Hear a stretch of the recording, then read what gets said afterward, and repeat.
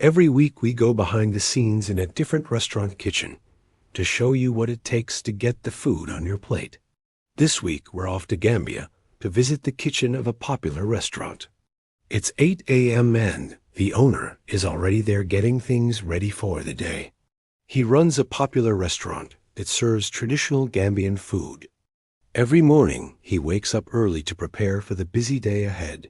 His restaurant is known for its delicious food and welcoming atmosphere, and he is proud to be able to serve his customers the best possible experience.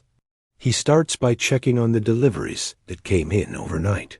This includes fresh produce such as cassava, sweet potatoes, plantains, and cassava leaves. These will be used to make some of their most popular dishes. He also checks the stock of fish and meat to make sure they have enough for the day. After checking the deliveries, he begins to prep for the day. This includes washing and cutting vegetables, as well as trimming and preparing the meat for cooking. He works quickly and efficiently, knowing that he has a lot to get done before the restaurant opens. The owner is passionate about cooking and takes pride in the quality of his food. He believes that using fresh, high-quality ingredients is essential to creating delicious dishes. That's why he sources all of his produce locally and only uses the freshest cuts of meat and fish. As the morning progresses, more staff members start to arrive. Some of them have been working with the owner for many years and are like family to him. They all work together to get the kitchen ready for the lunch rush. One of the staff members is responsible for making the dough for their famous bread. The dough is made fresh every morning and is used to make the soft and fluffy bread that accompanies many of their meals. Another staff member is in charge of preparing the sauces and gravies that are used in many of their dishes. This is a time-consuming process, but it is essential to the flavor of the food. As the lunch rush approaches, the kitchen staff gets into a rhythm. Orders are taken, and the cooks get to work filling them. The owner oversees everything, making sure that each dish is prepared to his standards. Despite the busyness, everyone remains calm and focused. The owner knows that his staff is well trained and can handle the rush. He trusts them to do their jobs and doesn't micromanage. Instead, he focuses on keeping an eye on the overall operation and making sure that everything runs smoothly. In the Gambian cuisine, fish is often a main component, and it's commonly pan-fried or grilled. Cassava leaf stew is also very popular. It's a flavorful dish made with chopped cassava leaves, cooked in a rich tomato-y sauce with onions, garlic, and spices. It's usually served with rice or millet and can include ingredients like fish or chicken. As lunchtime approaches, the restaurant starts to fill up.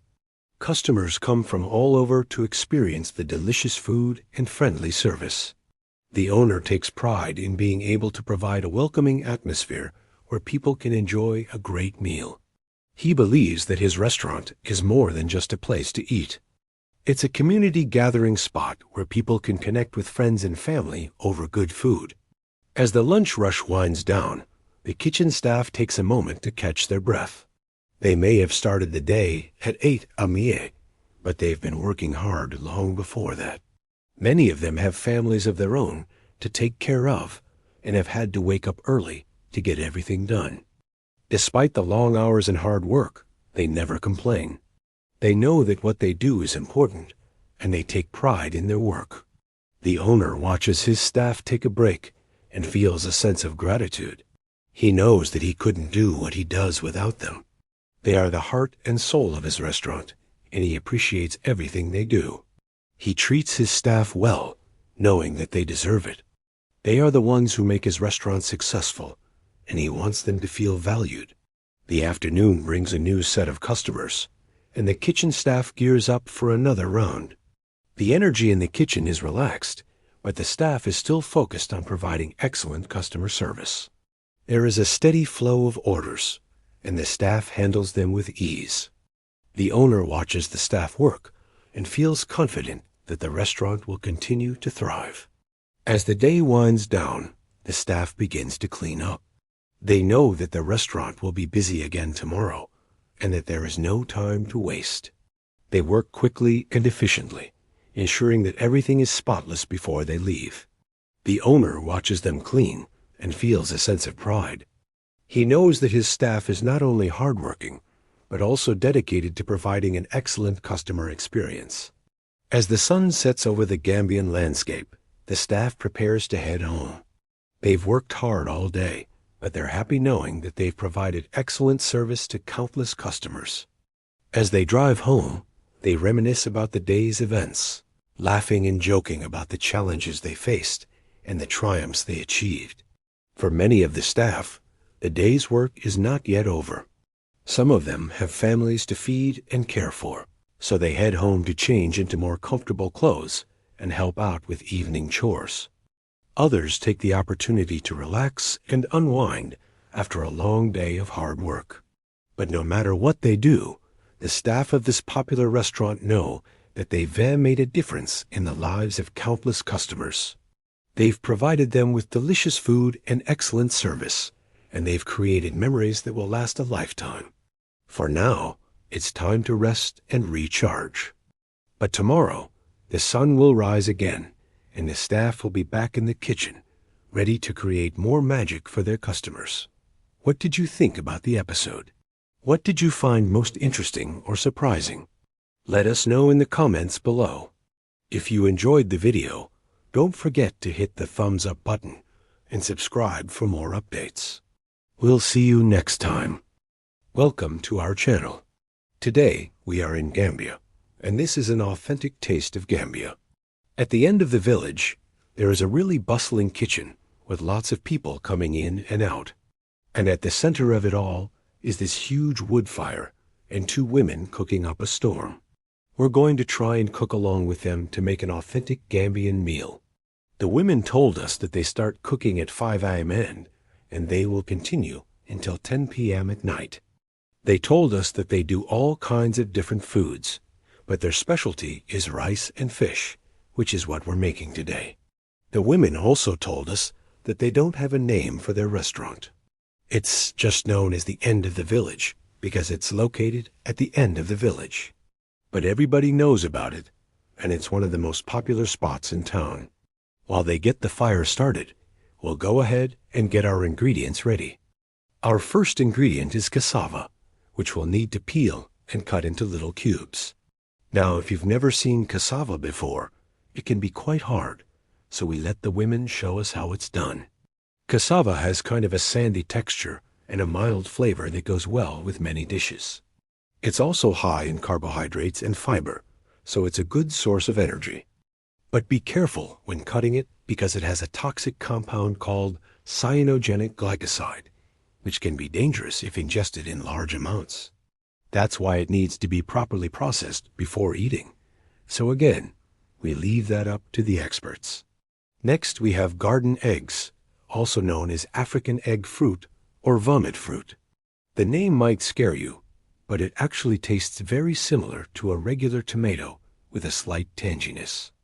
We'll need to cut them in half, remove the seeds, and then dice them up. Then we have sweet potatoes. We'll peel those, cut them up, and throw them into the pot. We'll also throw in some chopped onion, garlic, and ginger. These will all be boiled together for 20 minutes. Meanwhile, the women have started to fry up some fish. They have a big pan with lots of oil, and they're adding in chunks of dried fish. The women said that almost every family in Gambia eats fish at least once a week, because Gambia has lots of fishermen who catch a variety of different fish like catfish, sea bass, and snapper. When they dry up the fish, they can keep it for a long time, and they can use it to make lots of different dishes. After the fish is fried, they add in some peanuts. Peanuts grow wild in Africa, and they're used to make sauces and soups and stews. The women will now pour in some of the water from boiling the cassava and garden eggs and let it simmer for 20 more minutes. In another pot, they're making a peanut sauce by frying up some peanuts, then grinding them into a powder. They mix in some tomatoes, onions, chili peppers, and tamarind. Tamarind is made from the extract of a tropical tree, and it has a sour and tangy flavor. It's often used in sauces and stews to add some complexity and depth of flavor. Once everything is well combined, they'll pour it into the other pot and let it all boil together. Now we're going to head over to the main pot and see how the rice is doing. Rice is a staple food in Gambia, and it's eaten with almost every meal. They usually use long grain rice, but sometimes they also eat a type of rice that grows in swamps called swamp rice. Swamp rice is a short grain rice that has a nutty flavor and a chewy texture. The women are using a wooden spoon to stir the rice, and they keep doing this until the rice absorbs all the water, and then they turn off the heat, and put on the lid. While the rice is resting, we'll go back to the sauce and see how it's coming along. The women have added in some cabbage and carrots, and they letting it simmer for 5 more minutes. Then we have some frozen spinach that we'll add into the pot. Spinach is a superfood packed full of nutrients and vitamins. It's usually grown in Gambia during the rainy season, which is from June to October. In the dry season, they often have to import spinach from other countries. Since it's so popular in Gambia, the women will let the spinach wilt down in the sauce. Then they'll bring the fish over to the sauce and mix it all together.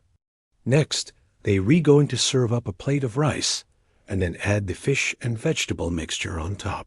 They'll finish it off with some chopped parsley and cilantro, and then it's ready to eat.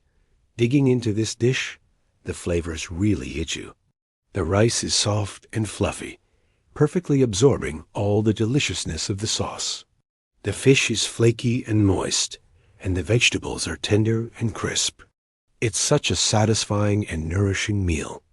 And the peanut sauce is the star of the show. It's rich and creamy, yet light and refreshing. It's got a nutty and toasty flavor with a hint of sweetness and a touch of spice. The garden eggs and cassava bring a unique texture and flavor that you won't find in traditional tomato sauces. And the spinach adds a nice freshness and depth of flavor. The combination of these ingredients is truly magical. It's a symphony of flavors and textures that will leave you wanting more. The women told us that each step of the cooking process is important and requires skill and experience. For example, to get the perfect amount of tenderness in the fish, you need to know just how long to fry it. And the peanut sauce requires a careful balance of spices and ingredients to get the right flavor. They also use their senses to make sure the food is cooked just right. For example, they can tell when the rice is soft and fluffy by feel, and they can smell when the fish is perfectly fried. It was such a privilege to learn from these amazing women and experience the taste of Gambia firsthand. Their passion for cooking and their dedication to preserving their culture is truly inspiring. As we sat there enjoying the delicious food and the lively conversation, we couldn't help but feel a sense of community and warmth. It was a reminder that food is more than just sustenance. It's a way to connect with others and celebrate life. The women were so generous with their time and expertise, and we were so grateful for the opportunity to learn from them. Their knowledge and skills are a valuable part of their culture, and we are honored to have been able to experience it firsthand. And now we want to hear from you. What did you think of this authentic taste of Gambia? Have you ever tried any of these dishes before? Let us know in the comments below. Before we wrap things up, we want to say a huge thank you to our amazing team. To all our supporters, your generosity and support make it possible for us to travel around the world, explore different cultures, and bring you the best food experiences. We couldn't have done it without you. Thanks for joining us on this culinary adventure.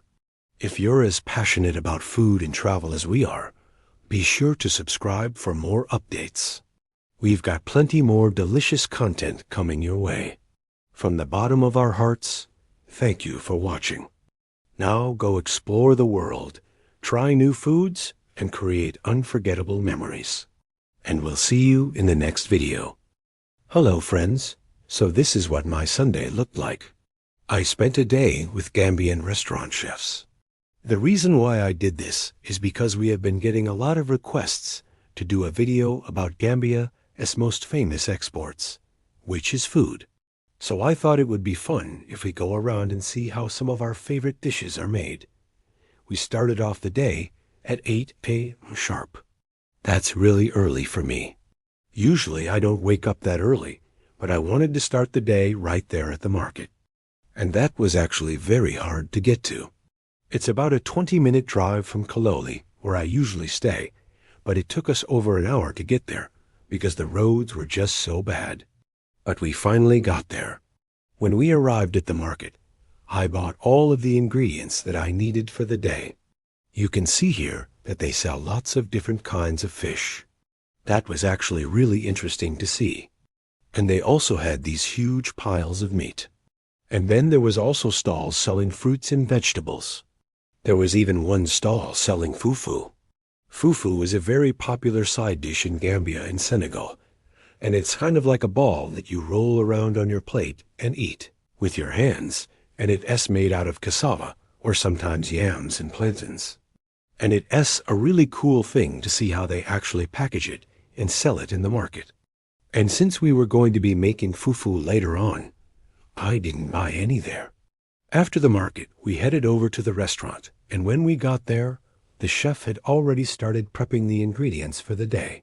The first dish that we made was a peanut butter chicken, and I think this is one of my favorite Gambian dishes.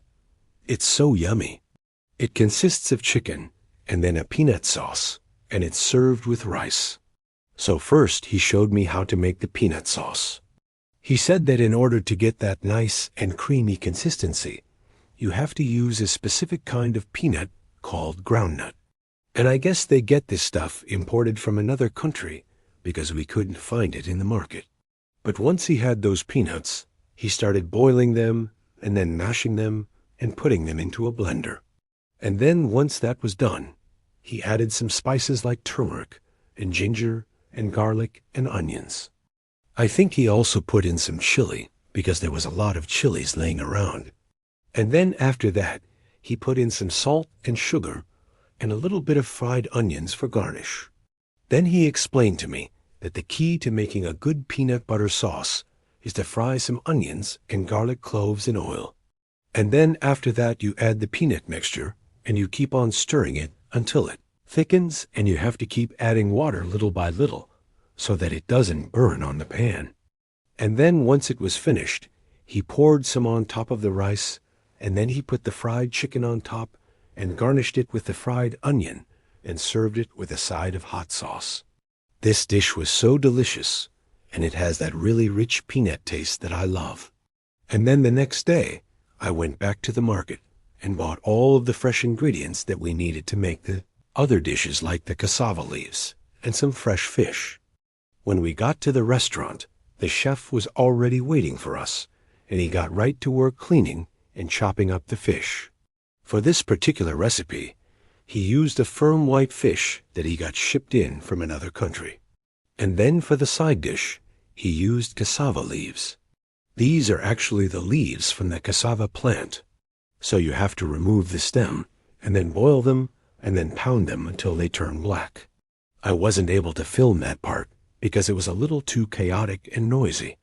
But basically, they take all of the boiled leaves and then put them in a big bowl, and then they smash them with a mortar and pestle. And then after that, they take a big spoon and they scrape off the skin on top of the leaves. And then once that is done, you take a strainer and wash them, and then you drain them, and then you squeeze all of the water out. And then once you have squeezed all of the water out, you roll them up and cut them. And then you roll them up again, and then cut them a second time so that you have these little matchstick pieces, and then you set them aside. The next step was to prepare the fish. First, we had to marinate it. So the chef mixed up this mixture with tamarind, onions, garlic, chilies, salt and sugar, and poured it on top of the fish and let it sit for about half an hour. And while the fish marinated, he started preparing the peanut sauce. And this peanut sauce was slightly different from the peanut sauce that we made the day before. I guess it was because this one we were going to serve with the fish. So maybe it needed to be a little bit lighter. And then once the fish was done marinating, he started frying it. And while the fish was frying, he started preparing the vegetables. So he chopped up some carrots and potatoes, and then threw them in some oil and cooked them until they were tender. And then once the fish was fried, he took out his famous wok, which he always cooks all of his dishes in, and he put some oil in it, and then he started adding all of the marinated fish. And then once all of the fish was in the wok, he added the chopped onions and garlic and some salt and sugar, and he kept stirring it around. And then once that was done, he added the boiled cassava leaves and kept on stirring it around. And then once the cassava leaves had heated through, he poured the peanut sauce on top and stirred it around. And then finally he added the fried potatoes and carrots and stirred it around until everything was well combined. And then once it was done, he plated it and garnished it with some tomatoes, onions, cilantro, and fried garlic. This dish was absolutely incredible. It had such a rich, savory flavor, and the cassava leaves brought a unique bitterness that complemented the sweetness of the peanut sauce. I honestly couldn't stop eating it. It was so delicious. The third dish that we made was a classic fufu. To make fufu, you need cassava, and sometimes you can also add plantain. So first, we had to peel the cassava. So I just used a knife and scraped off the brown outer layer until I had this big white mass. And then once that was done, I cut it up into smaller chunks so that it would cook faster. And then I put the chunks in a pot filled with water and let it boil for about 45 minutes. And while the cassava was boiling, I prepared the plantain. So I peeled it, cut it up, and then put it in a separate pot and let it boil. And then after both of those were finished boiling, I put them in a mortar and pestle and pounded them until they turned into this ball shape.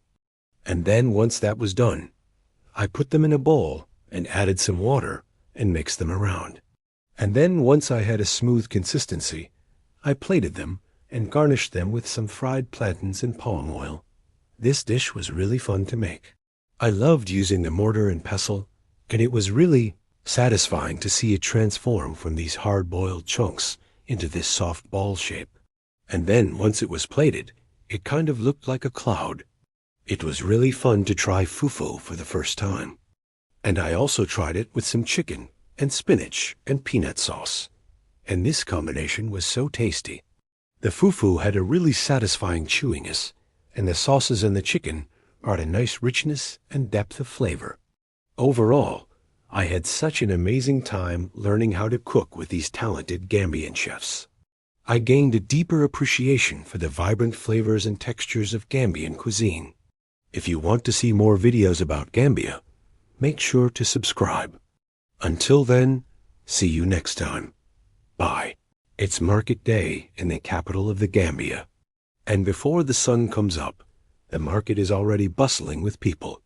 Traders have set up stalls overflowing with fresh fish, brightly colored fabrics, mounds of cassava and plantains, and bushels of fragrant spices.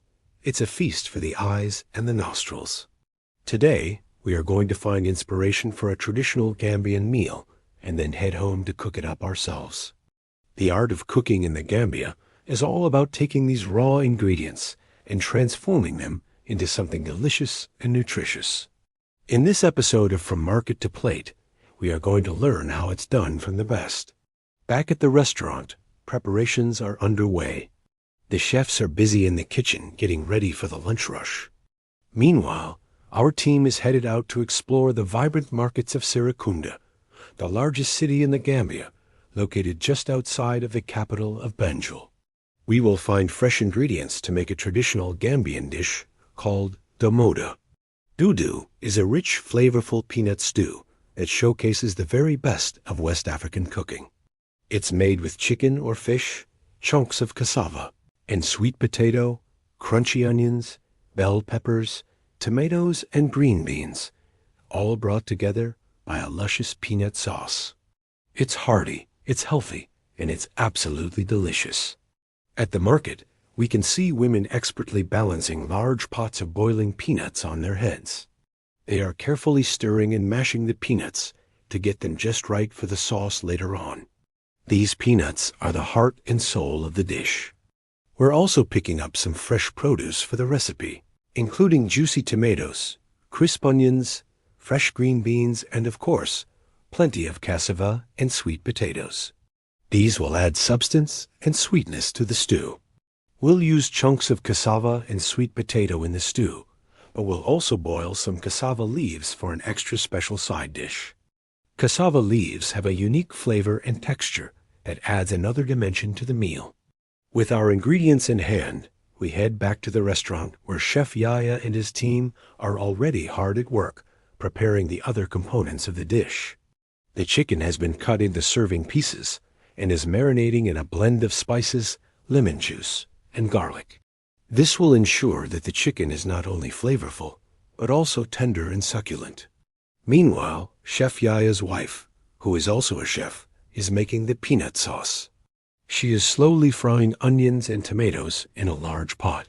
The oil is sizzling, and the aromas are starting to fill the kitchen with savory goodness. As the onions begin to brown, she adds peanuts and continues to fry them on low heat. This is the base of the peanut sauce. Once the onions and peanuts have been fried to perfection, it's time to add the magic ingredient, the freshly ground peanut butter. The sauce is thickening, and soon it will be ready to coat the chicken and vegetables in a rich, creamy embrace. To balance the flavors, Chef Yaya's wife will add tomatoes, onions, garlic, ginger, and chilies. The combination of these ingredients will create a harmonious blend of sweet, savory, and spicy notes that will elevate the dish to new heights. While the sauce is simmering, Chef Yaya is preparing the cassava and sweet potatoes. He is cutting them into bite-sized chunks that will cook evenly and hold their shape during the stew. He is also blanching the green beans to keep them bright green and crunchy. Each ingredient is carefully prepared, ensuring that they come together in perfect harmony in the final dish. As the sauce continues to simmer, the aroma of cumin, coriander, and cinnamon fills the air. These warm spices are key to achieving that authentic Gambian taste. A pinch of salt and pepper is added to enhance the natural flavors. The sauce is now ready. A marinated chicken is added to the sauce, and the chicken is coated with the peanut sauce. This ensures that every piece of chicken is evenly covered, locking in the flavors and creating a beautiful golden hue. The chicken is then transferred to the pot with the vegetables and water. The pot is covered and brought to a boil. Then the heat is reduced, and the stew is allowed to simmer gently. During this time, the flavors meld and the chicken continues to cook through. Now it's time to prepare the cassava leaves. Chef Yaya's daughter is carefully removing the tough outer skin of the cassava leaves, revealing the tender green goodness within. She is then placing the leaves in boiling water, which will help to preserve their vibrant color. Once cooked, they are drained and set aside to be enjoyed as a side dish. The domota simmers, the cassava leaves steam, and the aroma that fills the kitchen is simply irresistible. It is a symphony of flavors that tease the appetite and make the wait for the finished dish almost unbearable. Finally, after a long and careful preparation, the dodo is ready to be served. The chicken is perfectly golden, succulent, and bursting with flavor. The vegetables are tender yet crisp, and the peanut sauce is rich, creamy, and utterly divine. The aroma alone is enough to make your mouth water. Each spoonful of dodo is a delightful journey for the taste buds. The chicken is so tender it practically falls off the bone. Its succulent juiciness, mingling with the aromatic peanut sauce, creates a flavor combination that is simply unforgettable. The chunks of cassava and sweet potato add a delightful heartiness to the dish, while the crunchy onions and bell peppers provide a satisfying bite.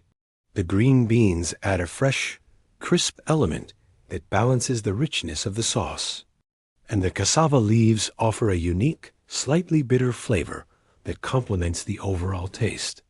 This authentic Gambian feast is more than just a meal. It is a celebration of the country's vibrant culture, its warm hospitality, and its bountiful natural resources. The dodo reminds us of the power of good food to bring people together and create lasting memories. And what better place to experience this than in the heart of the Gambia itself? If you enjoyed this episode of From Market to Plate, be sure to hit the like button and subscribe for more culinary adventures. And if you've ever been to the Gambia or tried Gambian cuisine, we would love to hear about your experiences in the comments below. Thank you for joining us on this episode of From Market to Plate. Until next time, happy cooking and bon appetit.